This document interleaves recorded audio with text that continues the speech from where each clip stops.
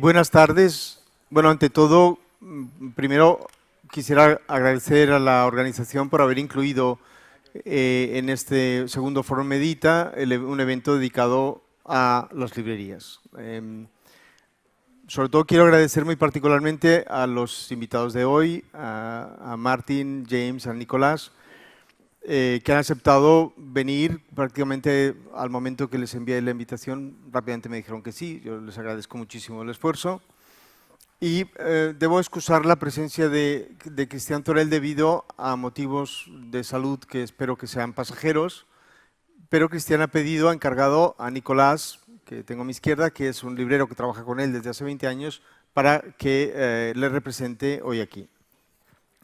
Claro, el título de los encuentros Edita este año es Viaje 2030. Para nosotros los libreros, una perspectiva tan larga como que no nos gusta mucho, creo yo, porque siempre hemos sido bastante maltratados por los futurólogos del libro, los que predicen qué será del libro de mañana, suelen hablar más rápidamente sobre el fin de las librerías y sobre lo que es nuestro último capítulo, con lo cual creo que más que del futuro de aquí a 30 años tenemos que hablar del presente, de lo que está pasando y del cómo vemos nosotros lo que está pasando hoy. A mí se me ocurre que una buena manera de introducir ese presente es darle la vuelta a esa frase que tantas veces se cita del gato pardo, del príncipe de Salina en el gato pardo, y en lugar de lo que dice el personaje del gato pardo diríamos que aunque parece que todo sigue igual, en realidad todo ha cambiado. ¿Qué es lo que sigue igual? Bueno, estamos contentos porque podemos decir que el libro impreso resiste, ha mostrado una resistencia fuerte, ya nadie duda de que el libro de papel aguantará el envite de lo digital y encontrará pues una sostenibilidad dentro de los niveles que tiene hoy. Lo que sí que ha cambiado son dos cosas. Por una parte, hay un actor nuevo, es el gigante del comercio electrónico, Amazon, que crece, no para de crecer, incluso en países protegidos por la ley del precio fijo, continúa creciendo en cuota de mercado, y esto nos ha cambiado la vida a todos, ¿no? También hay otro cambio quizás más profundo, más difícil de precisar, que es cambios en la manera como los lectores hoy en día eligen sus nuevas lecturas. Es decir, esa especie de ruptura del espacio público en el cual se construían opiniones compartidas sobre la lectura, que hoy funciona de otra manera, por otras vías y por otros canales. Y claro que eso afecta directamente a las librerías. Las librerías lo sabemos, llevamos años inmersos en una transformación, tratando de adaptarnos a estos cambios, y es el tema que me gustaría abordar hoy. Para eso hemos invitado a tres profesionales de prestigio reconocido que sobre todo vienen de contextos diferentes. Es decir, James suele decir que Inglaterra es el peor país para vender libros porque no hay ley de precio fijo, porque no hay prácticamente una intervención de lo público para proteger el mercado del libro. En cambio, si uno imagina la situación francesa, siempre la ve como una perspectiva, es decir, como un modelo al cual llegar, como un ideal, ¿no? Porque allí pues, la ley de precio fijo es estricta, porque el gobierno, el Estado, lo público interviene de una manera pertinente en el mundo del libro y eso.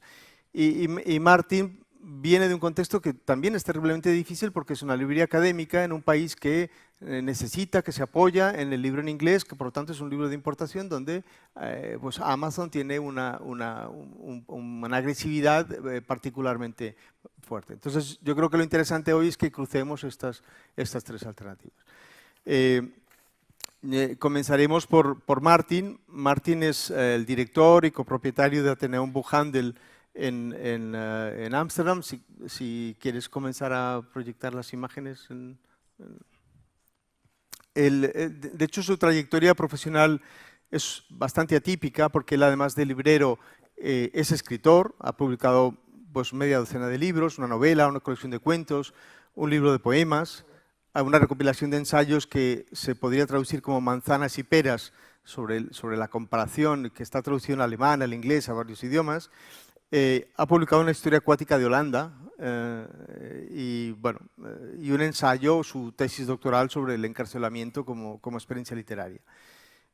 Antes de ser librero fue también editor, se graduó como abogado en asiriología si no estoy equivocado. Y como editor publicó pues, autores como Primo Levi, Amos Oz o Wisława Szymborska, entre otros muchos, ¿no? En el año 2004 pues, se decidió convertirse en librero y empezó su aventura en Athenaeum. Athenaeum es una librería que está situada en la Plaza Spy de Ámsterdam.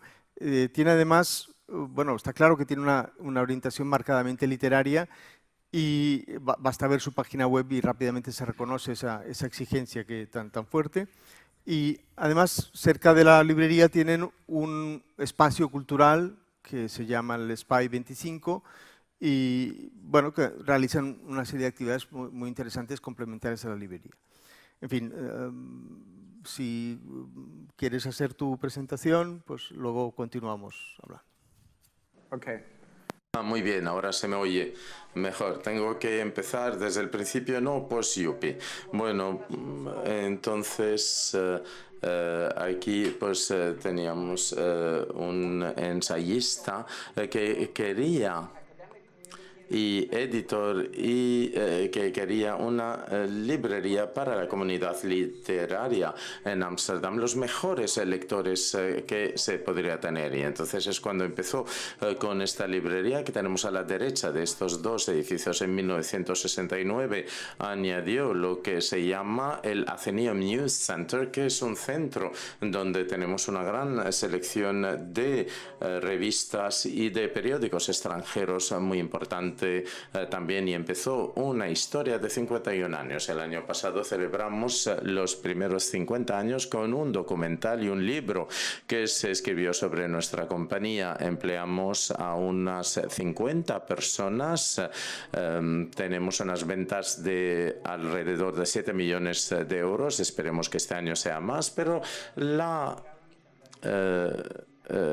pero el tiempo más importante es en agosto, septiembre, y ahora pues empezamos la estación y hemos abierto otras dos librerías, una en Haarlem, cerca de Ámsterdam, y dos más, de hecho, además de la de Haarlem en Ámsterdam. Son librerías muy importantes académicas en el campus de la Universidad de Ámsterdam y una librería en el Museo Rijksmuseum, que después de unos trabajos de renovación muy importantes, ahora tiene 2,4 millones de visitantes al año y es el mejor sitio para tener una librería sobre arte e historia. Pero por supuesto hay también un lado oscuro de tener a tantos visitantes, tantos turistas. Aquí en Barcelona sabéis un buen rato de ello, y muchas veces cuando miro desde mi oficina está aquí en el edificio de la izquierda, las cuatro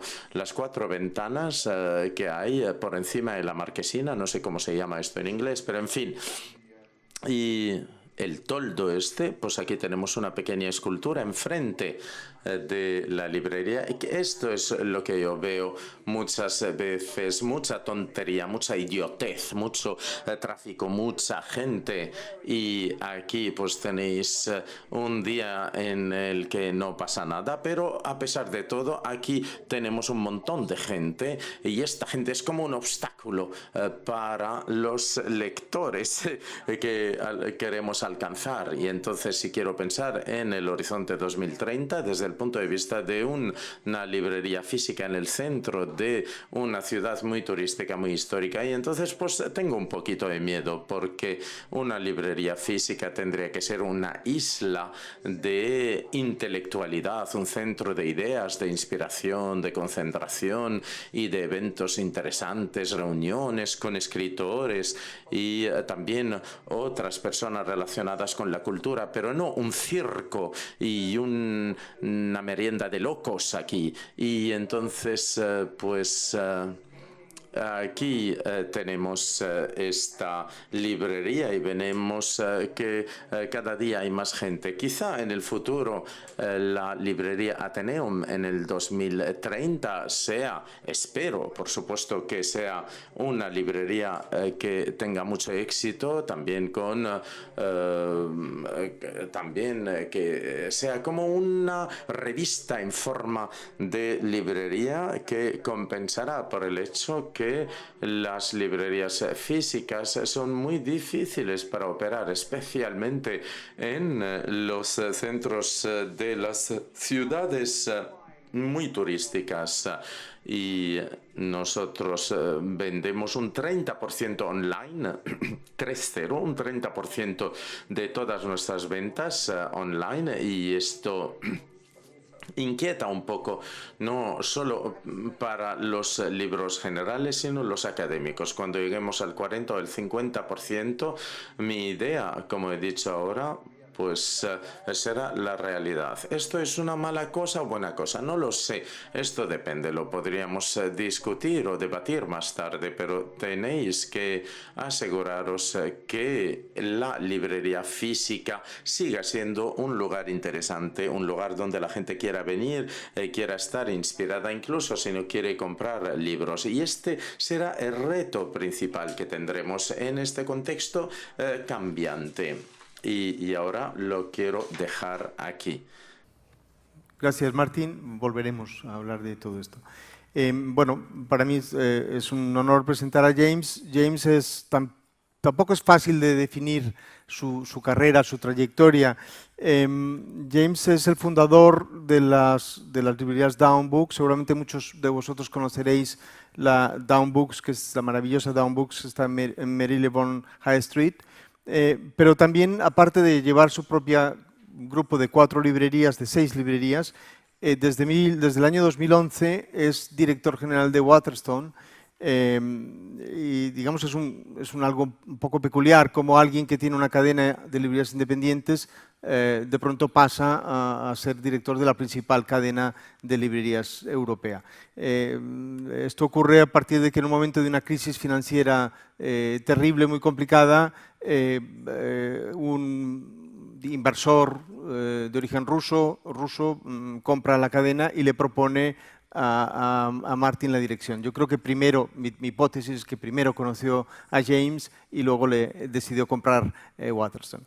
Claro, esta doble historia y el hecho de que sea una persona con una formación humanista y amante de los libros y gran conocedor de la literatura y que al mismo tiempo haya estado trabajando en un banco, porque su carrera profesional empezó trabajando en la banca Morgan y un día decidió dejar su trabajo en la banca para fundar su propia cadena de librerías, le hace una persona con una mirada doble, ¿no? Doble en varios sentidos. Doble porque es muy consciente de las cuestiones económicas que gobiernan una librería y al mismo tiempo es alguien con una visión literaria, cultural profunda.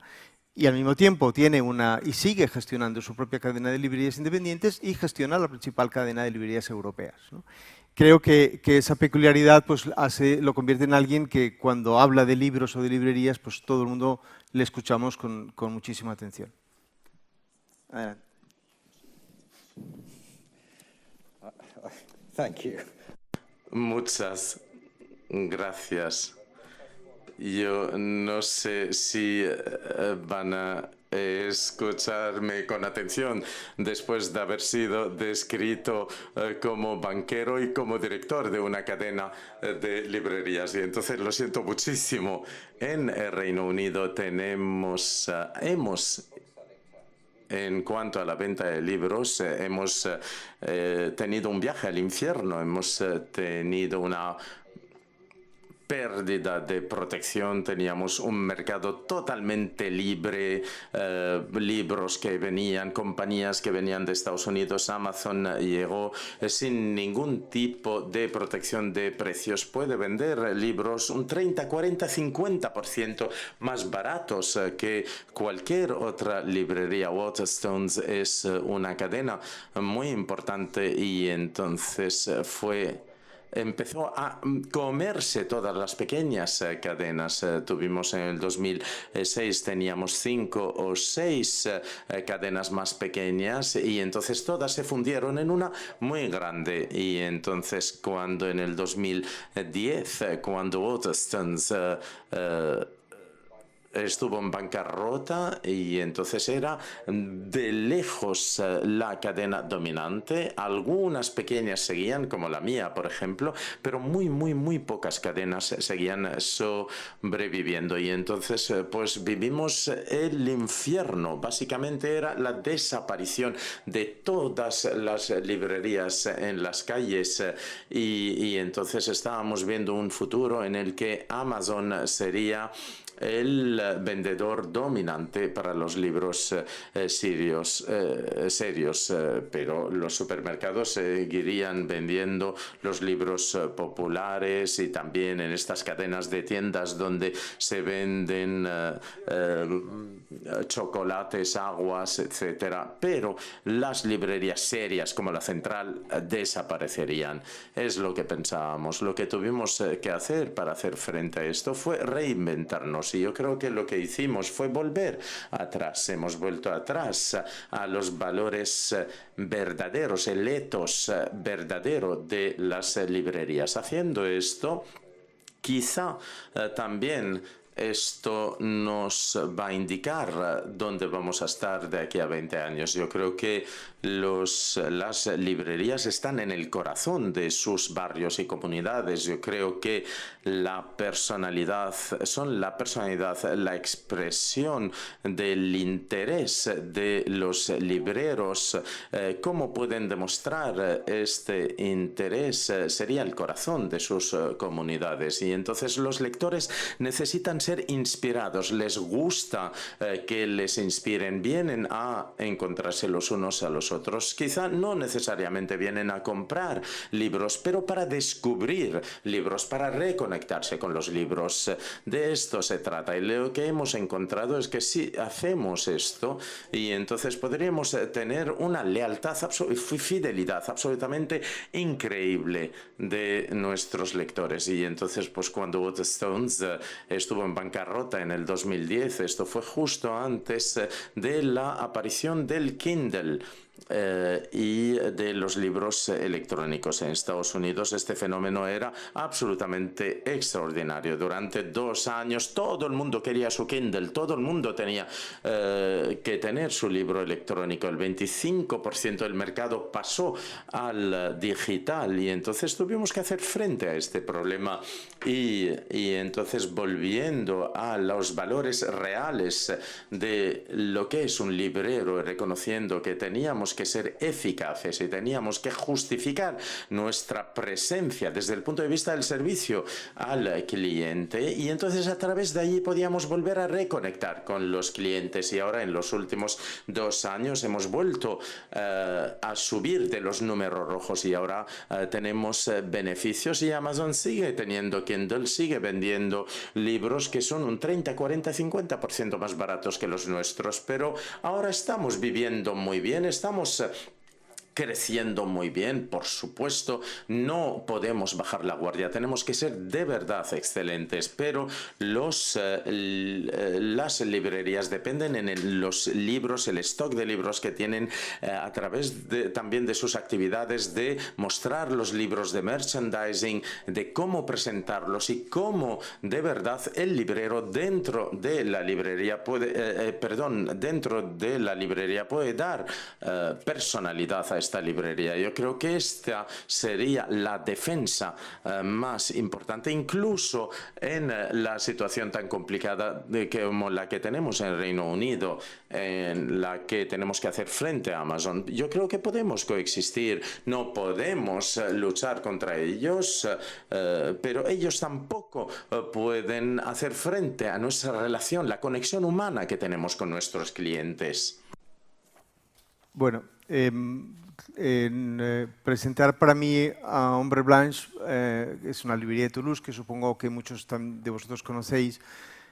Tiene un valor sentimental casi biográfico, ¿no? Porque cuando hace 20 y pico de años o 20 años empezamos la aventura de montar librería, la primera librería, el modelo, la referencia, la idea básica estaba allí. Nosotros peregrinábamos cada tantos meses para ir a ver y estar y pasar horas en Ombre Blanche y tal, porque para mí era el modelo, era la prueba fehaciente de que una librería profunda, de calidad, con rigor, era posible, estaba allí. O sea, uno veía todo aquello que uno se podía imaginar que podía inventar en una librería, ya estaba, y era eso.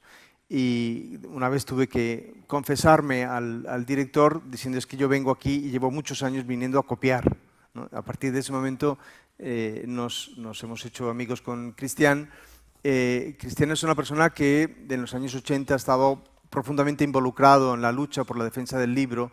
De hecho, incluso creo que en la primera redacción de la ley del libro en los años 80, al principio, estuvo allí defendiendo. Es una persona que se debate en las esferas públicas, en el medio público, para defender al libro y las librerías y el mundo editorial.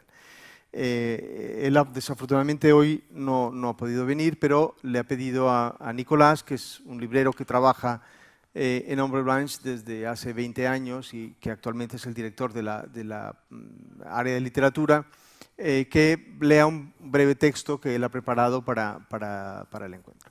Solo añadir que hay un libro que ha escrito, que ha publicado en francés Cristian hace un año, que será traducido al español. Es un pequeño libro en el que cuenta su batalla por el libro y por las librerías, la formación el origen de Ombre Blanche, su pasión por el cine, que es una sorpresa. Yo no sabía que era alguien tan apasionado por el cine, y que este será publicado por Trama a finales de este año y es una lectura que os recomiendo. Y Nicolás, adelante. Merci beaucoup, Antonio. Muchas gracias. Muchas gracias. Voy a leer el texto que ha escrito el director, Christian Torel. En nuestra profesión que ejercemos tiene un malestar. El uso de Internet como fuente de nuestro conocimiento y de nuestra información puede poner en peligro lo que nosotros pretendemos hacer. Queremos ser un comercio con una vocación, con su lenguaje, con sus valores, con su forma de ser.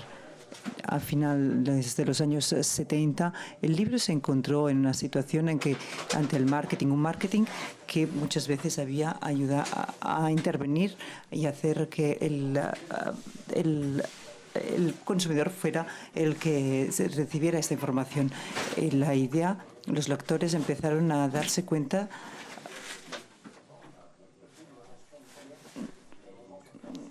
en aquel momento los libros entraron en las grandes superficies. A principios de los mediados de los años 70 creó grandes necesidades y después apareció en aquel momento. De esta forma, la cultura pasaba a ser algo que podía ser algo económicamente viable. La ley del precio único vino a regular en 1980 y después en otros países que adoptaron este principio hicieron que la situación del libro cambiará. Si el saber podía ayudar y ayudar al acceso del precio, los libreros no pudieron acceder a una situación y nuestra generación en el espacio social y político quería ocupar su espacio y quería recuperar la confianza del lector con una mayor atención.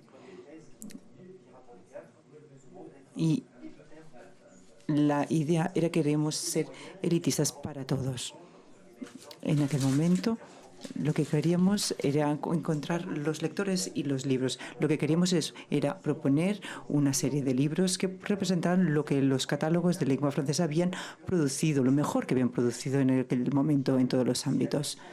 Y aquí el conocimiento de los catálogos, de la historia de las letras, de las ideas, de la cultura general, pues eran herramientas necesarias y de fondo para poder ayudar y en esta objetividad, con la objetividad, pero también cruzando la subjetividad del librero. En Ombre Blanche creímos en esto y creíamos que había que trabajar de forma lenta, con una rotación lenta y con diferentes temas muy diversos. En 1980 también creamos el programa de encuentros en muchos ámbitos. A veces evitamos, y tenemos que decir, los autores de gran éxito. También empezamos a trabajar de teatro, cine, investigación en universidades, asociaciones, espacios comunes que desde hace 40 años son una red, que ha creado una red de fuente muy interesante de conexión con todo tipo de públicos. Esto ha hecho que la librería se abra a muchos conocimientos del saber, a podernos abrir a la ciudad y al público, y esta forma de ser es lo que ha hecho que podamos ayudar. Ombre Blanche es una fábrica cultural, política, pero también como una empresa cultural.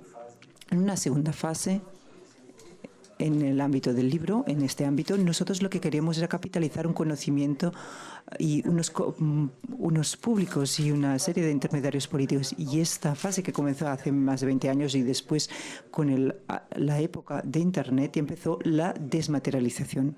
En aquel momento el libro no solo ha marcado nuestro tiempo, sino que también ha cambiado su forma de ser.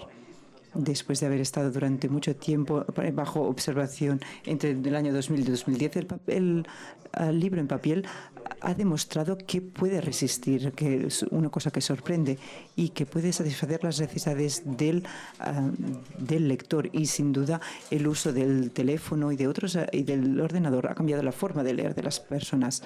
Pero la producción editorial, la calidad, el cuidado en la edición han sido calidades que han ayudado para que la gente pueda seguir leyendo. Pero muchas veces vemos que esta gente que lee realmente cada vez es menor y muy disperso. Y, por ejemplo, en el caso de Ombre Blanche, lo que hacemos es centrarnos en lo más importante es ver cómo trabajamos. Lo más importante se exige una formación de librería y un gran conocimiento de los libros en cuanto a este equipo de 30 personas de libreros de una forma coherente y amplia. Después también un escenario, una forma de presentar los libros en el que demuestre que permita alejarnos de los estándares del marketing. Hay wifi. Y también, para aumentar la sociabilidad, también buscar encuentros cotidianos que permitan estar en contacto entre artistas, escritores, investigadores y de esta forma buscar este contacto. Hay que insistir también en la necesidad de crear una programación necesaria y importante y para que sea un lugar de encuentro literario y no un lugar de encuentro comercial. Lo que queremos también, la parte de Internet, también puede existir la venta en línea. En nuestro caso, representa 4% de las ventas que realizamos, pero tiene que existir. No quiero hablar de esta parte del tema porque nosotros creemos que la vida real de los libros se encuentra en los lectores urbanos de cada día que van a la librería. Y las cosas a lo mejor parece que no han cambiado tanto desde el año 1970 en cuanto a ambiciones y medios, pero muchas cosas han cambiado alrededor nuestro. También se trata de una generación de libreros más joven. La primera que ya ha trabajado con Internet y tampoco sé que podemos ocupar un espacio en esta situación y también en el mercado en línea, pero nuestra presencia es necesaria y también la presencia de unas inversiones necesarias. Nuestra vida se encuentra en otro sitio, no en este territorio virtual, sino que tenemos que seguir trabajando en nuestro jardín para que siga siendo más atractivo o igual de atractivo para nuestros lectores. Nosotros no tenemos que buscar entrar en la tiranía del tiempo de lo que sufrimos todos, sino que tenemos que buscar un poco esta forma de ser independiente, la librería independiente y esta forma de ser francesa. Y muchas veces vemos que estas cosas a veces se encuentran en el mundo del libro. Lo que tenemos que hacer es aumentar el conocimiento y la curiosidad. Ombre Blanche siempre habla de su independencia total y también de su colaboración con ediciones como Timmy. También tenemos que hablar de este tema de la independencia, pero al mismo tiempo también hay que hablar de la colaboración y de nuestra dependencia de una dependencia virtuosa. Y al mismo tiempo yo añadiría otra cosa. Creo que lo que ha dicho Christian Torel es muy interesante y define muy bien la situación actual. Y cuando hablamos de la resistencia del papel, que a veces es sorprendente, pero creo que es aquí justamente donde tenemos que empezar, en la evolución del papel del librero. Porque es una cosa muy real. Estamos obligados a mirar este oficio de otra forma, ver cuál es el modelo económico que tenemos que seguir y cuáles son los elementos fundamentales que tiene. Y en el fondo también tenemos que ver lo que nos pasa, lo que nos envuelta y del mundo virtual. Por un lado hay el fondo el fondo editorial, y por el otro las personas que ayudan a escoger el libro y también el cliente o el lector que viene aquí. Y esto es lo que sabemos. El fondo literario pues, no solo son unos cuantos libros puestos en una estantería, sino que lo difícil es ver que hay una producción enorme, pletórica, y que hay que buscar buscar las opciones, seleccionar bien y recordamos que también en Internet, por ejemplo, en la FNAC podemos ver que hay 3 millones de libros disponibles. Hay 3 millones de libros disponibles, por ejemplo, en la FNAC es muy grande, pero hay que saber seleccionar. Hay 750.000 referencias disponibles. Nosotros tenemos 140.000 en Ombre Blanche. No podemos dejar a los lectores ante esta gran cantidad de producción cultural sin tener que elegir. Entonces tenemos que usar diferentes temporalidades. Hay diferentes libros, cada uno tiene una duración de vida variable y tenemos que adaptarnos. Las novedades no tienen que esconder lo que se encuentra en el corazón de nuestro trabajo, ni esconder las otras. Voy a citar una metáfora que dice: la literatura no consiste solo en una obra maestra, sino que también abunda en obras menores. La literatura es un gran bosque y las obras maestras son los lagos o las grandes flores, a lo mejor un gran árbol espectacular, pero también hay un bosque. El bosque también forma parte, también los champiñones o las setas o los pequeños lagos que puede haber también forman parte de este bosque, y esto es importante. Todos los libros nos atraen de la misma forma. Por ejemplo, en Ombre Blanche tenemos una mesa que la gente realmente está muy interesada en esta, que ayuda al lector y ayuda al librero. A lo mejor ya hace incluso más de una generación antes de la mía, y ahí ponemos los clásicos de Ombre Blanche. Es una mesa en la que ponemos los libros que nos han marcado, una etapa de la librería Ombre Blanche, libros que nos han construido, libros que han sido lecturas que nos han dejado nuestros predecesores. Y aquí esta marca, los clásicos de Ombre Blanche, también es una forma de hacer que nuestros lectores también puedan participar en esta historia. Estas mismas ganas también son las que nos guían en nuestro club de lectura, una vez al mes con una lectura común, con unos cuantos lectores y clientes. El texto lo elige un librero y son los lectores los que nos pidieron que cada mes les propusiéramos a un nuevo autor para descubrir. Lo sabemos que en los mundos inciertos la gente busca un poco en los clásicos, y vemos que en esta situación confundido la gente busca siempre en los clásicos un valor refugio. El cliente viene aquí en nuestros sitios físicos y busca lo que no va a encontrar en una librería desmaterializada. Tenemos que hacer vivir los libros fuera de nuestras paredes, y nuestra responsabilidad, lo que tenemos que hacer es calmar el tiempo e intentar enseñar al lector que nosotros no tenemos 1000 opciones, pero que son opciones elegidas. Y esta es una de las funciones principales en nuestro oficio. Es algo que tenemos que hacer.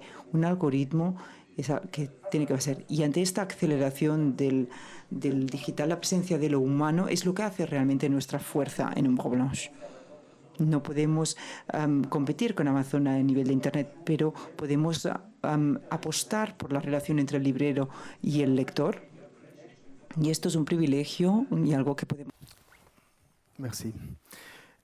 A mí se me ocurren varias preguntas. Quizás la primera tiene que ver con algo que ha dicho James, es decir, cómo en una librería se construye esa relación directa de confianza con los lectores, cómo los lectores de pronto confían en el librero, y esa confianza permite pues, una recomendación directa, una relación casi afectiva entre el lector y sus librerías.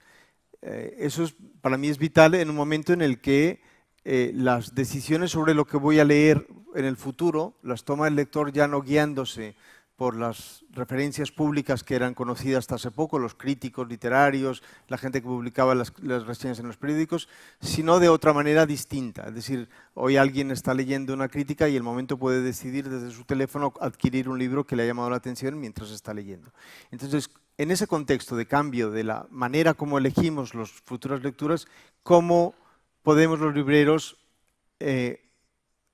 ser capaces de seguir recomendando lecturas de una manera directa, personal y eficaz? Y también me gustaría saber hasta qué punto el factor precio, porque claro, nosotros partimos de un contexto donde no podemos hacer descuentos, pero si pudiéramos hacerlo, esa relación podría ser más productiva, más efectiva. Es decir, en un contexto como el del Reino Unido, el factor precio cuenta en la construcción de esa relación de fidelidad con los clientes. Propongo James primero y después los demás si queremos decir algo.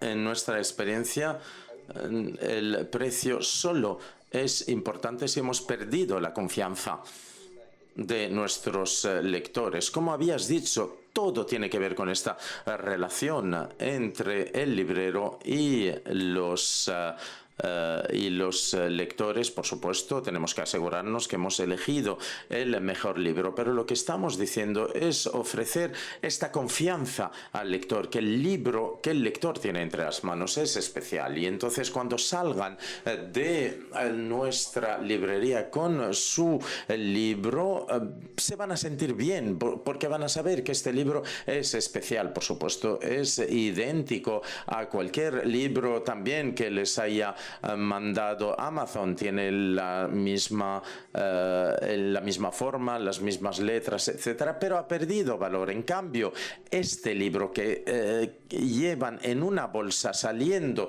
de una librería es totalmente distinta. Yo creo que aquí hay todo este sentido de emoción que estamos dando a los libros en las librerías. Martín. Pensando en el 2030, yo me pregunto si las recomendaciones de los periódicos tendrán el peso que tenían antes. Yo creo que la recomendación de un librero es mucho más importante porque la librería es el periódico, es el crítico literario, y entonces es el consejo sobre un libro a una persona específica. Yo creo que esto se merece una crítica de 5 estrellas y tenemos que desarrollar estas destrezas independientes de hablar de una manera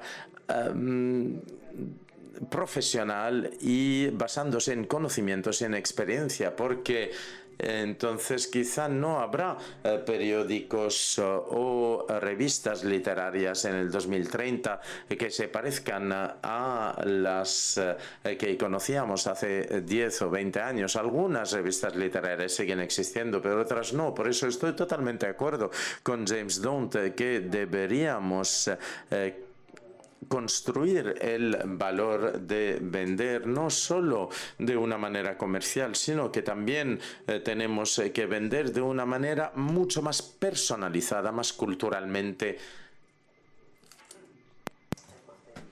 Estoy totalmente de acuerdo con Martín y James, y yo creo que estamos haciendo frente porque ante Amazon y la desmaterialización nos encontramos en una situación en que se nos pide la excelencia cada día.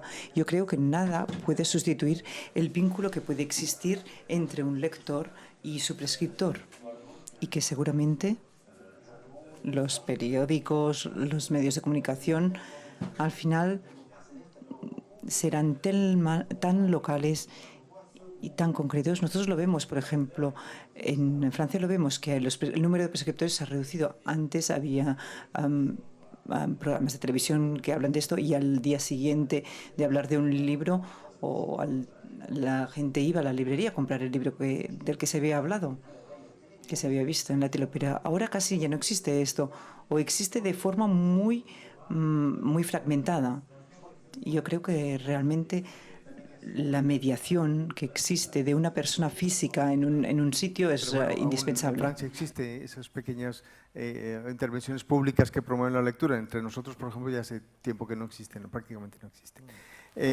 Quizás le pediría a Martín que repita algo que ha dicho ya, pero me parece muy, muy interesante, y es cómo las ciudades están cambiando casi a una velocidad paralela como están cambiando las librerías. Es decir, cómo el comercio en las ciudades está transformándose porque esa, digamos, esa subida de alquileres debido a las cadenas que se acercan digamos, que se instalan para los turistas, como también ahora estamos hablando en una universidad. La experiencia de la última década es como muchas veces la universidad se aleja del libro, ¿no? Es decir, como la formación universitaria no necesariamente usa el libro como un apoyo. Yo no sé si esto ocurre en Holanda o no, pero en la experiencia nuestra es que no solo cambian nuestra relación, las librerías con las ciudades, no solo cambia el comercio al interior de los centros históricos de las ciudades, sino que también cambia la relación de la librería con otras instituciones, como por ejemplo las universidades. Y eso. Me da la sensación de que en Toulouse esta relación sigue siendo muy estrecha entre las librerías y las universidades y la propia ciudad, pero yo no lo sé cómo es, me gustaría saber cómo es en Holanda, ¿no?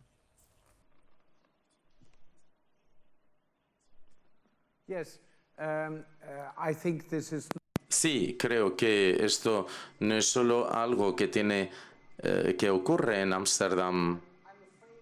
A mí lo que me asusta es que yo creo que las librerías en Holanda no son conscientes de esto. Las organizaciones de librerías están más orientadas en recoger datos. Piensan que la innovación verdadera es recoger datos sobre los clientes, saber de alguna manera cuál es el ADN del cliente para poder ofrecerle unas recomendaciones específicas. Quizá en algunos campos muy específicos esto podría ser correcto, pero en general yo no creo en esto. Yo creo más bien que tenemos que cambiar de manera. Yo creo que el reto más importante es nosotros crear nuestro ADN, que sea lo más importante, lo más interesante posible para asegurarnos que los libreros tienen la curiosidad y están cometidos allí para reforzar el interés en la lectura, y así es como ofrecerán ayuda y consejo y entonces para poder presentar los libros de mejor manera a los lectores y entonces podríamos ofrecer nuestro ADN sobre lectura y sobre los libros a todos los que lo quieran recibir, y nosotros como libreros no solo tenemos que ser nuestra revista literaria o nuestro periódico, pero tenemos que ser nuestra universidad. Porque si miramos la Universidad de Ámsterdam, hay muchos cursos en los que desaparecen los libros, muchas asignaturas en la que hay que leer pues un libro en inglés o en holandés. Es imposible ahora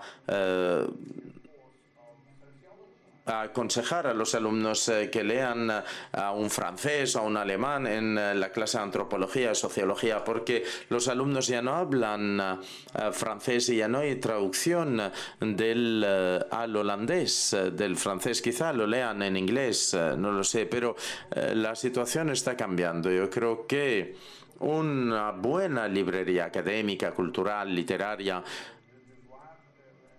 ¿cómo se dice en francés? Tiene la obligación de llenar este vacío.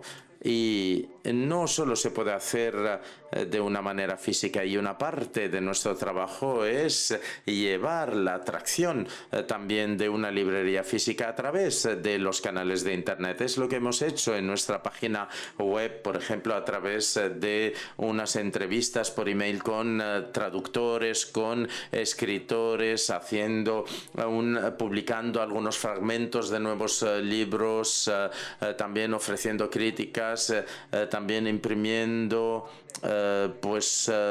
discursos de autores que han recibido algún premio. Los periódicos ahora ya no publican esto porque los textos son demasiado largos y quieren hacer publicidad de productos, etcétera. Y entonces nosotros sí que llenamos este vacío y publicamos estos discursos, estos textos interesantes, y también publicamos newsletters. Yo creo que esto refuerza nuestro papel como instituciones culturales desde el punto de vista cultural todos los días. Creo que en Francia estamos bastante protegidos aún porque el Estado aún hace mucho. El servicio también de todo a niveles municipales, el precio del fijo único también limita a por ejemplo, las compras de bibliotecas, de instituciones públicas. A lo mejor es una forma también para que las librerías también reciban dinero del Estado, pero en cierto modo también nos permite, o sea, nos encontramos en la situación en la que tenemos que ganar tantos puntos a través de las redes sociales, intentando buscar cosas inéditas, como pueden ser discursos o lo que sea. Aún nos encontramos en relación a Inglaterra o a los Países Bajos, aún nos encontramos atrás. Realmente tenemos menos competencia y nos encontramos menos en una situación de merchandising. A mí me gustaría preguntarle a James algo muy particular. Claro, él en esta doble condición de llevar una librería independiente donde los libreros trabajan esa selección con tanto cuidado y con esa relación directa con los clientes tan detallada, a llevar también una cadena de 275, 290 librerías donde supongo yo, lo más importante es la racionalización, la centralización, la homogeneización de procesos, ¿no? Esa especie de escala económica que permite rentabilizar la dimensión.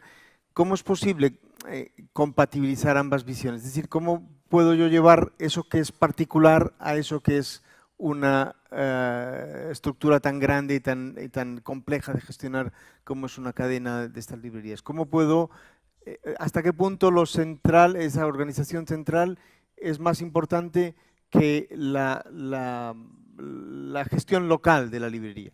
Esto lo digo porque he leído hace poco que una de las estrategias de Waterstone es abrir nuevas librerías de pequeñas dimensiones en barrios o en pueblos donde no había librerías, pero sin la marca Waterstone. O sea, está el nombre de la librería local y Waterstone está en pequeño tamaño, ¿no? Entonces, pues me gustaría que nos explicaras pues, un poco esta cuestión.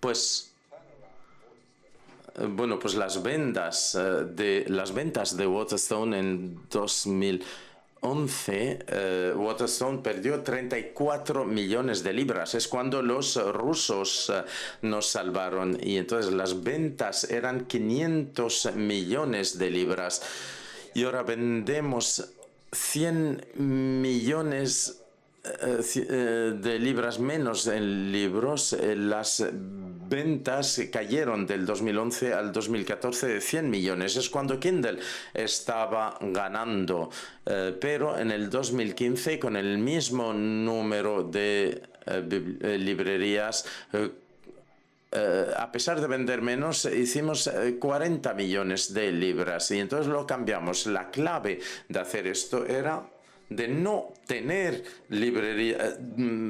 librerías homogéneas. utilizar todo lo que el centro puede hacer, la logística, el pago de facturas, los sistemas informáticos, negociar los pagos con las tarjetas de crédito, negociar con las casas editoriales. Hacíamos todo esto de una manera centralizada, pero cada librería tenía su propia selección de libros y tenía su propia responsabilidad, pero ellos tenían la responsabilidad de vender. Y entonces, si no eran buenos seleccionando, si no eran buenos vendiendo, y entonces pues ahí es cuando yo los iba a tratar de una manera horrible en cuanto a qué tenemos aquí como libreros. Y esto es terrible, pero de hecho, echamos a la mitad de los directores de las librerías porque no eran tan buenos en su trabajo. Y una de las acciones que tomé que creó muchos problemas era decirles a cada librería: eres responsable por tu stock, ya no hay retornos, basta, se acabó. Y entonces, porque antes había la devolución del 25% de los libros, ahora devolvemos entre el 3 y el 4% de los libros. Y entonces hice que cada librero fuese responsable de sus acciones y de sus decisiones. Y los que no lo podían hacer, pues se les echaba. Yo creo que es terrible, pero fue la única manera posible cuando uno pierde dinero, y la alternativa es que desaparezca toda la cadena. Y entonces hicimos frente a esta catástrofe y obligamos a que hubiera una mejora, y la verdad es que se puede hacer si uno se ve obligado a hacer esto y tiene disciplina, pero no teníamos ningún tipo de presupuesto. La única condición que teníamos era que si compras un libro, lo tienes que vender y punto. Tienes que saber qué libro comprar y lo tienes que vender. Me gustaría también plantear, claro, en el contexto inglés, nos has dicho antes, la intervención o la preocupación desde lo público por las librerías es mínima. Y en el contexto francés es como la opción totalmente opuesta, ¿no? Hay toda una política tradicional, organizada, estructurada, no solo desde lo público, sino desde el propio sector editorial hacia el conjunto del sector. Entonces, ¿cuáles serían o cuáles podrían ser las líneas más importantes para que desde lo público, tanto a nivel local, de ciudad, como a nivel de Estado, ¿cuáles serían los puntos básicos de una política cultural a favor de las librerías?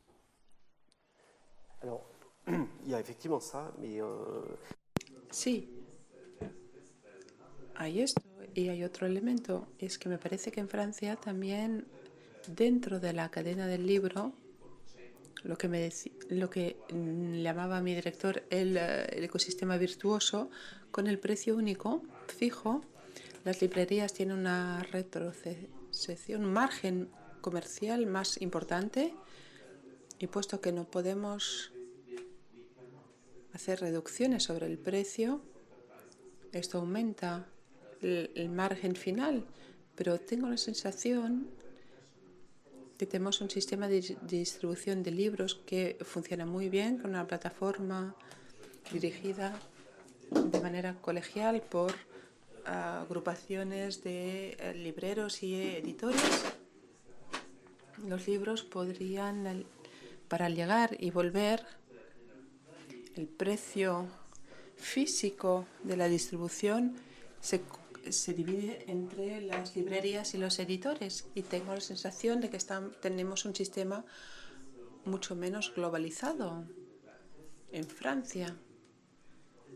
Y lo decías, hay el Estado también, que a través de organismos variados, como la DELC, por ejemplo, la Asociación para el Desarrollo de los Libros, apoyado por los editores, que apoya a las librerías. En Francia siempre tenemos una red de pequeñas estructuras que funciona muy bien, incluso en paralelo con grandes grandes librerías. Son comprados en las grandes librerías de Toulouse, pero hay pequeñas librerías de barrio que van abriendo y que siguen porque tienen una postura al margen y con un tamaño mucho más pequeño. Matan. De las librerías.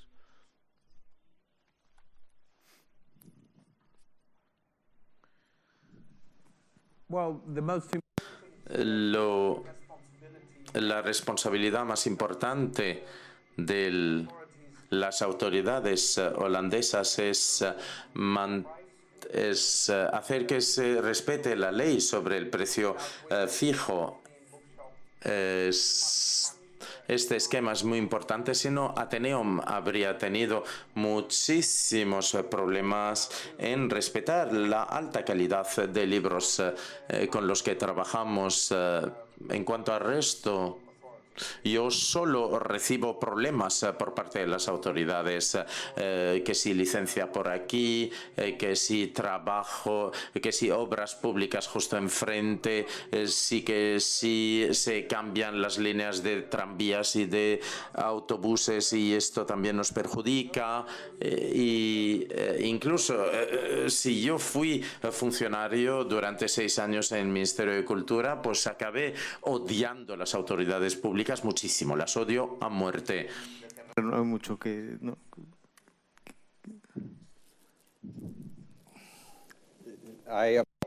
Lo siento muchísimo. Somos un ejemplo de lo que no hay que hacer nunca para todo el mundo. Es un desastre cultural, es un desastre para nuestro nivel educativo, es un desastre para el empleo. Y somos la nación que eligió el Brexit, que es algo que no se puede entender porque es estúpido, es destructivo, y les pido disculpas en nombre de mi país. No, de verdad, yo creo que los gobiernos tendrían que proteger. No sé si hay que ir tan lejos como los franceses. Para mí esto es el paraíso. Pero quizá hay una manera a medio camino, el modelo español o holandés, pero el inglés no. Una última pregunta, sí, muy rápida porque nos queda muy poco tiempo. Es en España el fenómeno de la apertura de nuevas librerías pequeñas lanzadas por libreros que se la juegan todo para abrir un pequeño espacio de 100 metros, 150 metros. ¿Existe este fenómeno en Holanda o en Inglaterra o en Francia?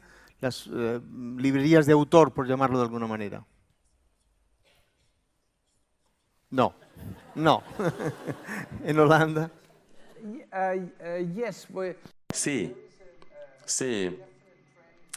hay una tendencia en las librerías pop-up, y yo creo que esto es una tendencia que viene de Japón, en la que pues algunas librerías están allí durante unas semanas o unos meses vendiendo solo un título, y esto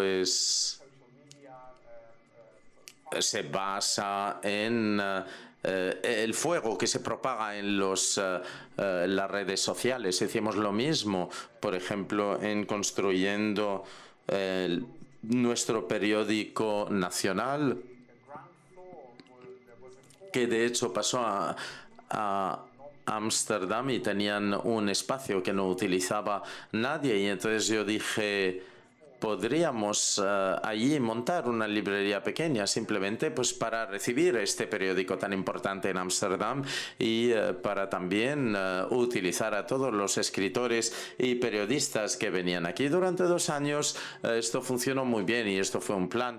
Luego tuvimos otro plan y lo dejamos. Pero en fin, lo que quiero decir por esto es que pensar en librerías durante décadas o durante centenares de años, esto no es el futuro. El futuro no es pensar en semanas o meses, pero el futuro está a medias. Por ejemplo, si uno tiene una visión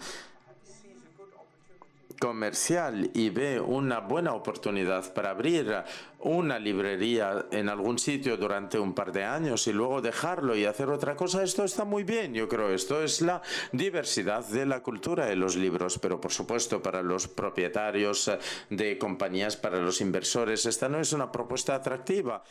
Okay. Creo que nos podemos quedar con esta última reflexión que me parece bastante pertinente y agradeceros la atención a todos vosotros y a ellos por la contribución. Gracias.